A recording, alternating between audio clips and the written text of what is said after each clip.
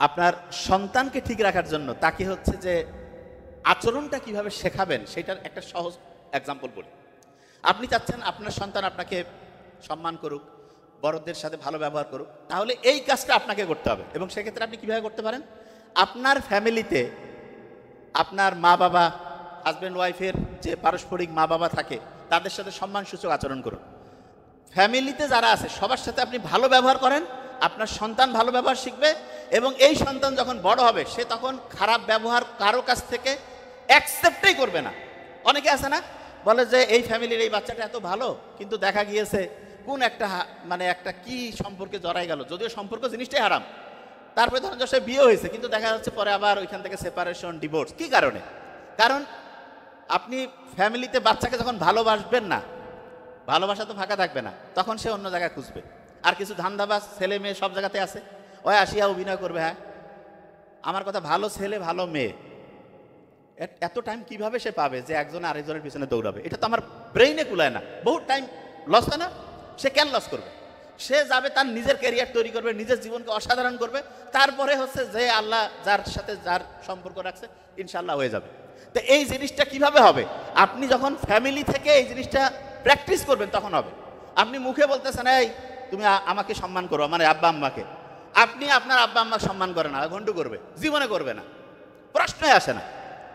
এটা কখনোই করবেন না। আপনি মনে করতেছেন ওই শিখে না, ওই শিখে সবচেয়ে ছোট বাচ্চাদের ব্রেইনের 3 বছরে সবচেয়ে সেরা ডেভেলপমেন্ট হয়। একটা নিউরনের সাথে আরেকটা নিউরনের যে কানেক্টিভিটি 3 বছর বয়সের মধ্যে সবচেয়ে বেশি হয়।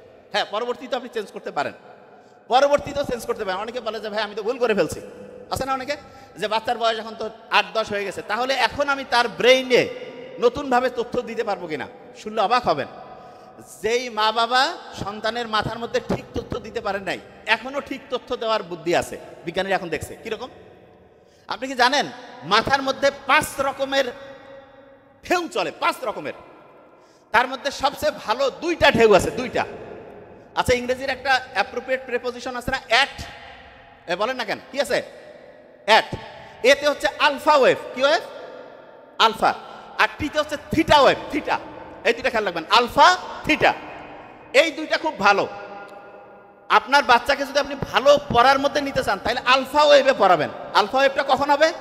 ভোরে, আর্লি মর্নিং, ভোর 3টা-4টা থেকে শুরু করে সকাল 8টা, 9টা, 10টা। এই সময় সে পড়লে 1 ঘন্টায় 4-5 ঘন্টা পড়া হবে। এবং মেডিকেল স্টুডেন্ট বেশিরভাগজন রাত জেগে আমরা পড়ি, এটা একদম বাতিল করে ফেলেন। অনেকে বলতো রাত জেগে পড়বো, ভালো রেজাল্ট করবো না। আপনি দেখেন পরীক্ষার হলে যে ভুলে যান, আলফা ওয়েভে পড়েন নাই এই কারণে। আর 2 নাম্বার যেটা, টিতে কোন ওয়েভ বলছিলাম? থিটা। শুনেন, প্রত্যেক দিন রাতে ঘুমানোর আগে আমাদের ব্রেইনের মধ্যে একটা দরজা আছে, দরজা। সেই দরজাটা যখন খুলে যায়, ওই সময় আপনি পিছনের দরজা দিয়ে ভিতরে ঢুকলেন, ঢুকে বাচ্চাকে যা বলবেন 1 দিন, 7 দিন, 1 মাস, 6 মাস বলতে থাকবেন, ওইটা ওইখানে পার্মানেন্টলি লেখা হয়ে যাবে। এবং ওই দরজাটা খুলে রাতে ঘুমানোর আগে আপনি আপনার বাচ্চার সাথে একটু গল্প করেন, 2 মিনিট করেন, যে বাবা ইনশাল্লাহ তুমি খুব অসাধারণ হচ্ছ, মা তুমি খুব অসাধারণ হচ্ছ, তুমি সামনে ইনশাল্লাহ এইটা করবা, পজিটিভ কথা বলবেন। আর আমরা কি করি? এই তোকে দেওয়া হবে না, তুই তো শেষ, সারাদিন কি করছিস? তার মানে এই জিনিসটা ওই সময় দরজা খুলে ওই সময় যেটা বলবেন সেইটা হবে, আর আপনি ওই সময় নেগেটিভ কথা বললেন, নো, নেভার। ওই সময় যাই বলেন পজিটিভ বলবেন, কারণ ওইটা একদম ওই সময় লেখা হয়ে যাচ্ছে। একটা হচ্ছে তাহলে রাতে ঘুমানোর আগে, আরেকটা আছে সেটা কখন? সেটা হচ্ছে ভোরে ঘুম থেকে উঠে, সকালে ঘুম থেকে উঠে। ওই সময় হচ্ছে ব্রেইনের মধ্যে যে দরজা আছে সেই দরজাটা খুলে গেল, আপনি ওই দরজা দিয়ে ভিতরে ঢুকলেন, যা বলবেন সেইটা ওই সময় আস্তে আস্তে লিখিত হয়ে যাবে। তাহলে বলেন তো, আপনার বাচ্চার মাথার মধ্যে যদি একটা পজিটিভ জিনিস দিতে চান, রাতে ঘুমানোর আগে দিলে কাজ বেশি হবে না কম হবে? এই কথা কন না কেন? বেশি।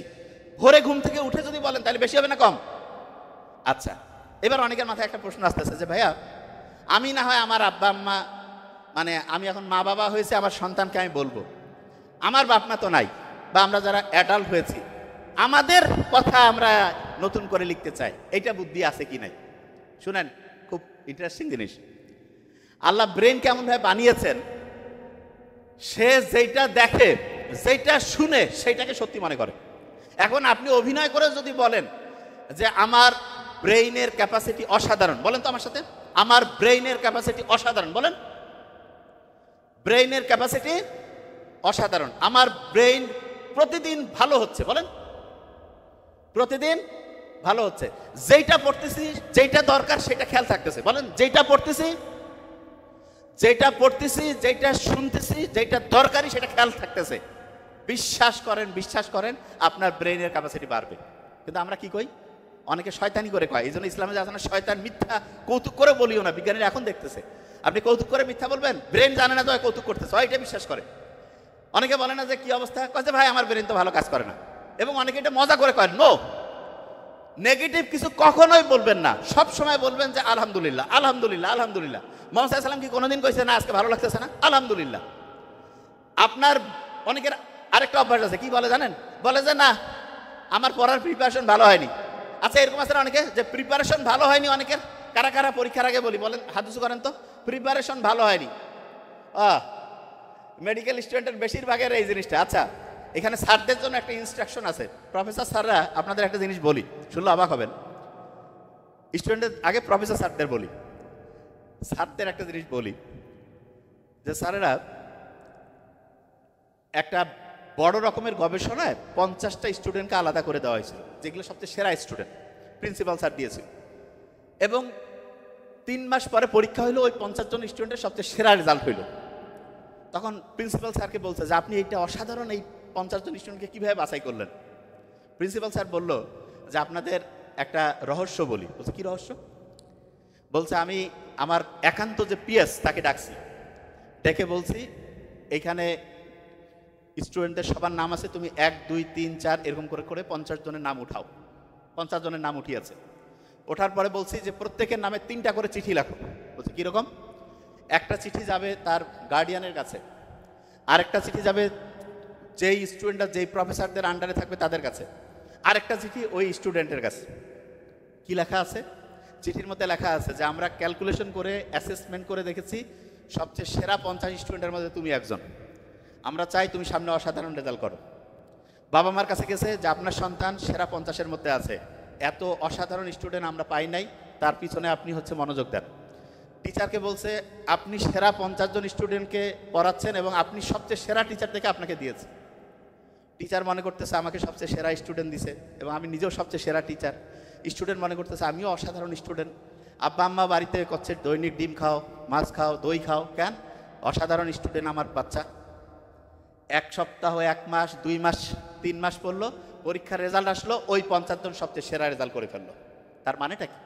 তার মানে হচ্ছে টিচাররা যখন বিশ্বাস করে যে আমার স্টুডেন্টটা ভালো, আমরা কিন্তু অনেক সময় টিচাররা, আমি তো মেডিকেল কলেজে পড়ছি, আমি স্যারদেরকে বলবো যে দেখেন স্যার, কখনো কোনো স্টুডেন্ট যদি মেডিকেলে তো চান্স পায় কারা, সবচেয়ে ক্রিম অফ দ্য ক্রিম, সবচেয়ে সেরা স্টুডেন্ট, এই স্টুডেন্টটা কেন খারাপ হইলো এটা নিয়ে আমরা কোনোদিন গবেষণা করি না।